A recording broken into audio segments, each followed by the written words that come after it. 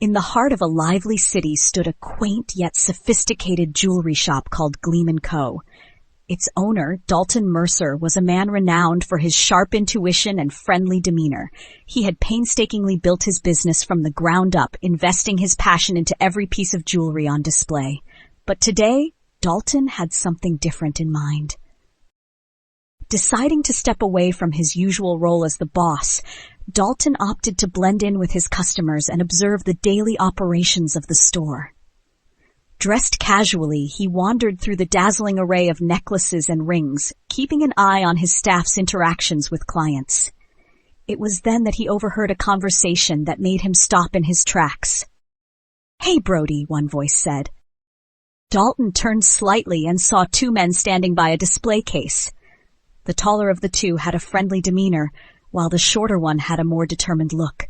The taller man was Brody, and his companion, Finn, was equally engaged in their conversation. "I'm telling you, Finn, this place has some real gems," Brody said, pointing to a necklace, "but I'm not sure I can afford it." Finn nodded. "It's about timing, Brody. Sometimes you have to take a chance." Dalton listened closely, feeling a deep connection to their words. He understood the value of taking chances. He had taken one himself when opening Gleam and Co. all those years ago. Brody sighed. "I want to get something special for my mom. She's been through so much, losing her job and struggling to make ends meet. This necklace would mean the world to her." Finn patted him on the back. "She'd love it, man. You should go for it." Dalton felt a pang in his heart as he thought of his own mother, whose support had been unwavering. Her belief in him had given him the strength to pursue his dreams. Brody's next words broke his reverie. "But what if she thinks it's too much?" Brody asked, his voice filled with worry. Finn smiled reassuringly. "Sometimes it's not about the price, it's about the thought behind it. Your mom will appreciate the gesture no matter what."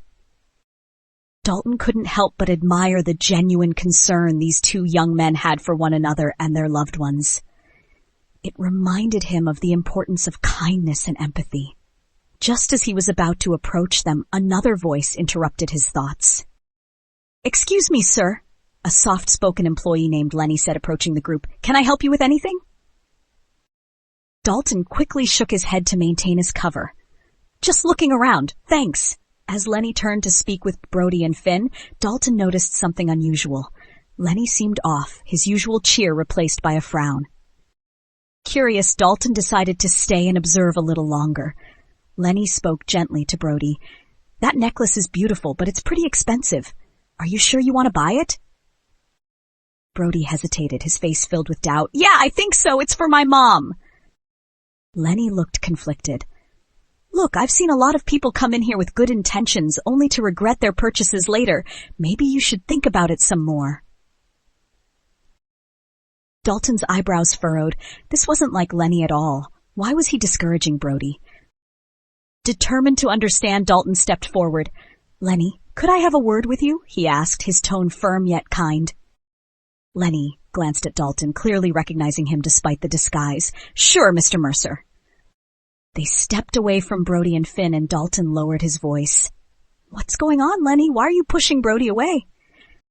Lenny sighed deeply, his shoulders sagging. "Mr. Mercer, I didn't want to say anything in front of them, but Brody has been here before. A few weeks ago, he tried to buy a similar necklace. He couldn't afford it then, and I don't want him to feel worse now."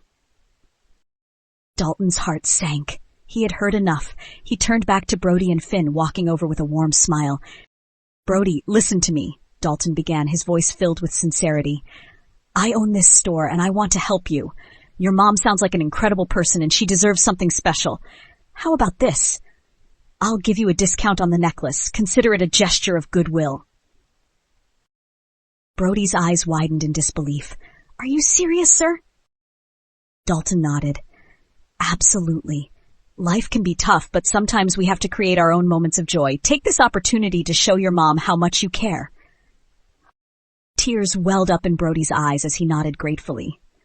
"Thank you, Mr. Mercer. This means everything to me."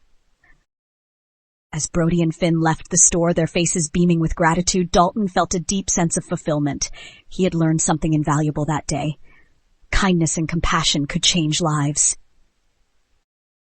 But just when Dalton thought the day had ended, he found a note tucked under the store door that evening. Intrigued, he picked it up and read the message inside. Dear Mr. Mercer, thank you for your generosity. My name is Brody, and I wanted to let you know that your act of kindness inspired me to do something I've been putting off for a long time. Today, I applied for a new job, and I'm hopeful for the future. You showed me that even in difficult times, there's always room for hope and love. Sincerely, Brody. Dalton felt a lump in his throat as he read the note.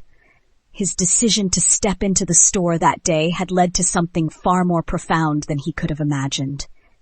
In helping Brody, he had rekindled his own passion for making a difference.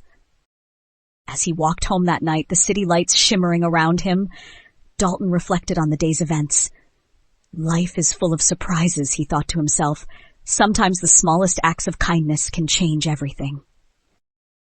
With renewed determination, Dalton vowed to continue spreading positivity and support, knowing that in a world filled with struggles, human connection was the key to making a difference.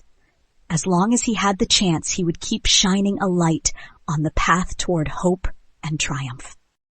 And that's the story, friends. I hope you enjoyed it.